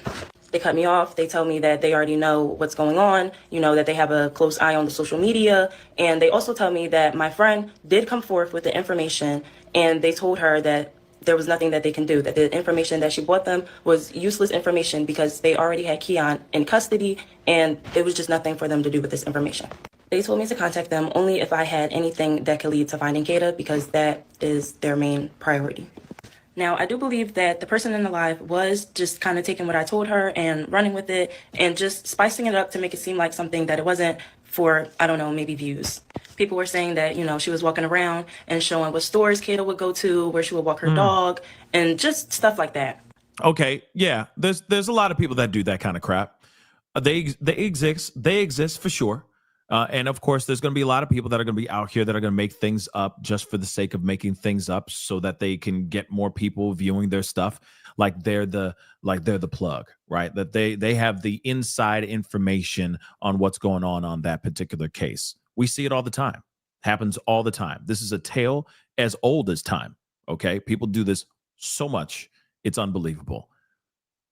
But that's why I say you got to make sure the sources that you're, the people that you're getting your information from is legitimate, right? And and are being authentic. So there's a lot of people out here that will say whatever they want, just so that they can continue getting views and continue getting people coming over to their platforms and all that stuff too. But at the same time, you can't control everybody's mouth. You just can't. They're gonna talk, especially when you make bad moves and bad choices in this way, right? This is a situation where she could have gotten in front of this as quickly as possible, but she chose not to because she said F the police. Literally, I'm telling you, she literally said F them popos. I ain't messing with no popos. but you're trying to find a friend's sister. You have information that could be big. Why not say something? You know? Why not say something? She done mucked this up, y'all. She done mucked this up. Real quick, guys, don't forget, hit that like button down below. I'd love to see it get to 1K. Can we just get to 1K really quick? That would be really, really appreciated. All right. Don't forget to subscribe. Please and thank you. Okay. Subscribe, hit that like button. Let's get it to 1K and let's finish out this last piece here. All right. I also had one of our mutual friends come to me, and he told me that she told him that we knew Kada our whole lives and like we grew up with her, which wasn't the case because we grew up with her little sister. Now, I do think that the person in their life was taking what I told them and kind of just running with it and spicing it up to make it seem like it was way bigger than what it was. And I basically think this because I had a mutual friend that came to me and said that she came to them and told them that we knew Kada our whole life and that we grew up with Kada when that wasn't the case. We grew up with her little sister. I mean, you still technically did grow up with her. If you saw her at family events, you saw her at places. It's not like they lived in separate homes across the state. Okay, they lived in the same house. If I got this correct, if they were sisters living in the same home, you don't think that you didn't see or have interactions and talk to her? And also, don't you feel a little connected to her because you are friends with her sister? Come on, instantly. If this was somebody that was my friend's sister or brother or whatever, I'd feel for them so bad.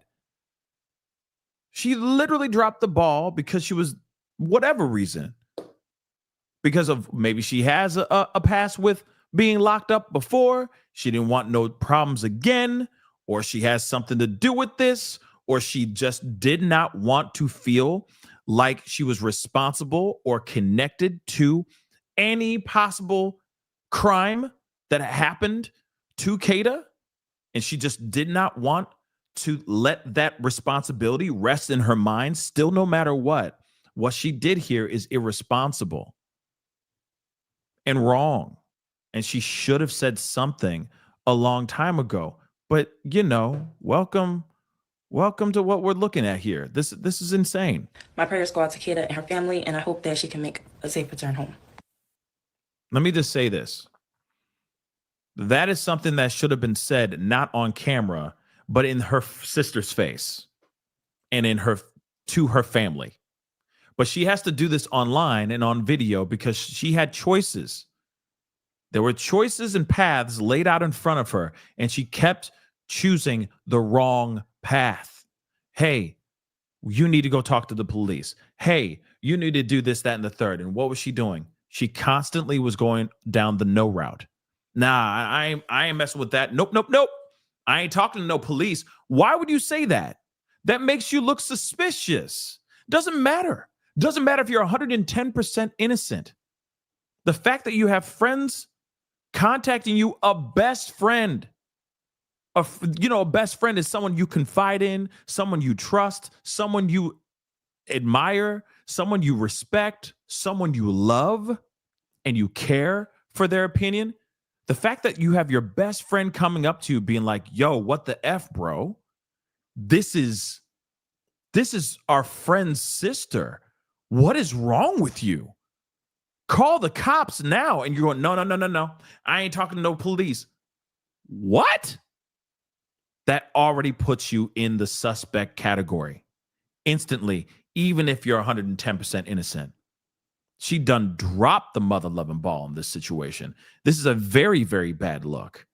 And I wish she didn't take the route that she did, because it makes her look suspect. It makes her look guilty. Is it solely because she's guilty by association, or is it because she's guilty because she had something to do with it? I don't know. But I know for a fact everybody and their mama's looking, is side-eyeing the hell out of this woman right now. You know that whole saying, if you see something, say something, or if you know something, say something at least. This situation, she knew enough. The information that she knew, even when Kada was initially missing, and she didn't find out for like 4 or 5 days. Let's just give her the 4 or 5 days. Instantly, I'm going, wait a second. I just talked to Keon and he was asking about Kada. Nah, I'm calling police now. Okay, well, I know about this, that, and the third, and blah, blah, blah. He called me asking about her. I don't know if he has anything to do with it, but I'm just letting you know what I know. And maybe you should look down that avenue. She could have done that, and it would have been done. She could have gone off and lived her life, but she didn't do that. That's where she mucked it up. That's where she made the huge mistakes. She knows better. She a grown-ass woman. She in college, so clearly she has a brain, at least a brain enough to get into a college. So again, she should have known better. And now she's getting thrown in the mucky muck because she didn't get ahead of the situation and talk to the police when the time was right. And you know how people are out here in these streets, especially when it is a case that has not been solved. People go ham and their theories go crazy. They start wearing their tinfoil hats. They start adding people in that may not have anything to do with the case, but they add it in because it fits their narrative, because the police haven't given the people anything else. Look at the countless cases that we've covered on this show. Countless ones that are either the case is closed or the case is still wide the F open. And the theories and the conspiracies that have run amok on every single one of those have been insane because of lack of information that's been out here covering those particular cases. And then now we're seeing that here with her. She's getting dragged into the situation and she could literally be innocent. But because she didn't step up and get in front of this, now she's getting dragged into it as an accomplice. It's crazy. But maybe by her sloppy movements out here, she's just exposing her truth. That could very well be it too. But unfortunately, we don't live in a world like that where people are just going to hear that and move on. No, they're going to hold on to it. And then she'll be the subject to a million videos until they actually get the people locked up who are involved in the unaliving and in the cover-up of Kada Scott's murder. Only time will tell on that, though. Man, guys. So again, yeah, Jerry, I agree. Watch your kids, okay? Hide your kids, hide your wife, okay? Do all that stuff. And your mans, okay? Your husbands, okay? Protect all y'all's loved ones, all right? Because we are living in some crazy, crazy times. My theory still stands. Yes, I think that there are elements of jealousy here, and I think it could have been two pieces of jealousy at the same time. Think about this. It could literally be a situation where that 29-second phone call, I mean, I'm sorry, let's talk about it. Let's talk about it. You got Gabby in the combo, all right? We're going to sprinkle her. We're going to sprinkle her into the case, a light peppering, if you will, okay? Salt Bay her into this conversation real quick, which, by the way, doing the Salt Bay thing doesn't make none of the salt get onto the steak. Have you noticed that? That's why he doesn't have a job no more. But moving on, all right, we're going to Salt Bay her into this case. What if she called him, because they don't show the date. She did not show the date in which she called him. She called him for 29 seconds. What if she called him being like, I heard a word on the street is your girl, because she's jealous. Your girl's on a date, going to be going on a date tomorrow. He got mad. He didn't really call her to ask questions about Kada. She called him with information about Kada, and he got upset from that. Jealousy could have been the start of it too. That maybe she has a thing for Keon. Because they run around doing, smoking and causing crimes. Okay?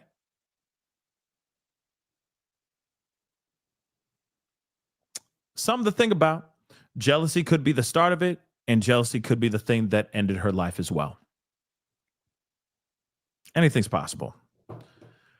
But guys, that is the show. I appreciate all y'all for being here. It really means a lot. Thank you so much for tuning in and conversating with me. It really means a lot. Okay. Yeah, this is a very crazy story, but as it continues to roll forward, we will be talking about it. I mean, we also got, I forgot to tell you guys, but this whole NBA gambling ring, we got to talk about that too, y'all. That is insane. All right. Huge thing going on with the NBA right now that we definitely need to talk about.